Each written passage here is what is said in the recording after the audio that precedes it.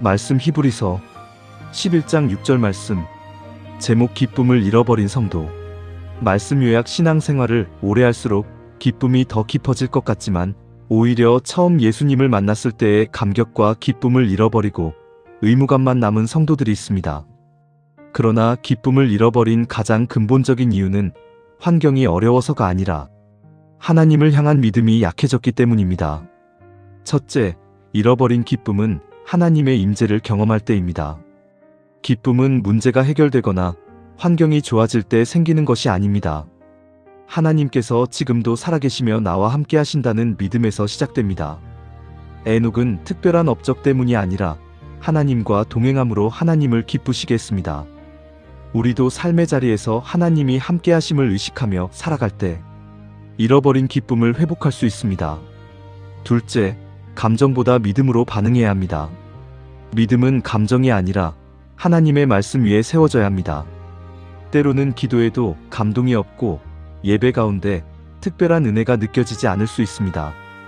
그러나 그 순간에도 하나님을 신뢰하며 예배하고 기도하는 것이 믿음입니다. 감정은 변하지만 하나님의 약속은 변하지 않습니다. 믿음은 감정과 환경을 넘어 참된 기쁨을 누리게 합니다. 셋째, 하나님의 선하심을 신뢰해야 합니다.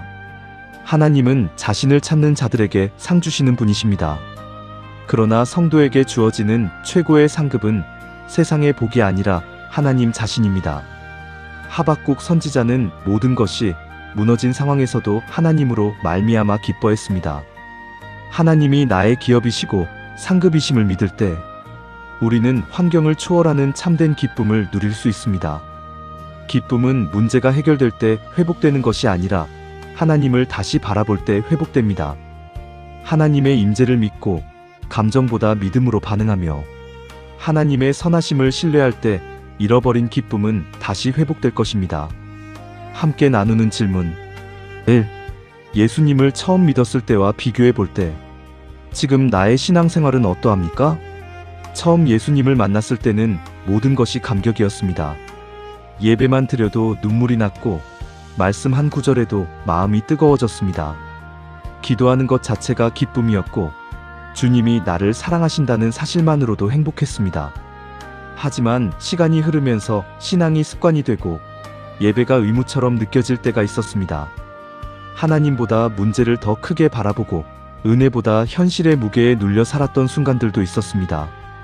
그럼에도 감사한 것은 하나님께서 변함없이 나를 사랑하시고 기다리고 계신다는 사실입니다. 지금의 나는 완전하지 않지만 다시 처음 사랑을 회복하기를 소망하며 하나님과 동행하기를 원합니다. 2. 최근 나의 기쁨을 빼앗아가는 걱정이나 염려는 무엇입니까? 최근 가장 큰 염려는 미래에 대한 불안입니다. 앞으로 어떻게 될까? 내가 잘하고 있는 것일까? 하나님께서 정말 나를 인도하고 계실까? 이러한 생각들이 마음에 자리 잡을 때 기쁨은 점점 사라집니다.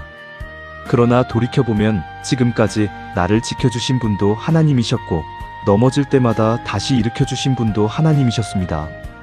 걱정은 하나님보다 문제를 크게 보게 만들지만 믿음은 문제보다 하나님을 크게 보게 만듭니다. 그래서 나는 염려를 붙드는 대신 하나님을 붙들기로 결단합니다. 3.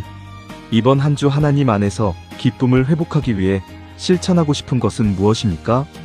첫째, 매일 말씀을 읽으며 하나님의 음성에 귀 기울이겠습니다. 둘째, 감정이 없어도 기도하겠습니다.